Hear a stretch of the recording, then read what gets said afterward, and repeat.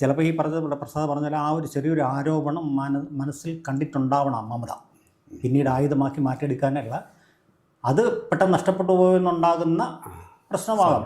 മാത്രമല്ല അമിത്ഷാ പിന്നെ അനാവശ്യമായ സമ്മർദ്ദം കൊടുക്കുന്നു എന്നൊക്കെ പിന്നെ മമത ആരോപിച്ചിട്ടുണ്ട്. അപ്പോൾ കേവലം അമിത്ഷായാണ് പറഞ്ഞത്.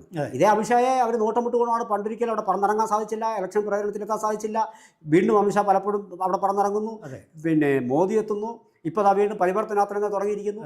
അപ്പോൾ മുൾമൂലം മുഴുവൻ അദ്ദേഹത്തിനോട് വയ്ക്കുകയാണ്. പക്ഷേ മമതയ്ക്ക് വാസ്തവത്തിൽ മമത അത്ര പ്രതീക്ഷിച്ചതല്ല ഇത് ഈ മാറ്റുമെന്നുള്ള കാര്യം. ഇന്ത്യയിൽ തന്നെ ഏറ്റവും കൂടുതൽ SIR-നെതിരെ പ്രക്ഷോഭം നടത്തിയത് മമതയാണ്. അതെ. അപ്പോൾ സ്വാഭാവികമായും ഇപ്പോൾ നമുക്ക് കാണാൻ കഴിയുന്നത്, നമ്മൾ ചർച്ച അവസാനിപ്പിക്കും മുമ്പ് എനിക്ക് തോന്നുന്ന ഒരു വിഷയം എന്ന് പറയുന്നത്, ഈ മമതയുടെ മനസ്സ് മുൻകൂട്ടി BJP വായിച്ചു ഇദ്ദേഹത്തെ പറ്റി. അതെ, അതായിരിക്കാനാണ് കാരണം ചില ചാണക്യൻ ഷാ ഒരു ചാണക്യൻ എന്ന് പറഞ്ഞാൽ യാതൊരു തർക്കമില്ലാത്ത കാര്യമാണ്.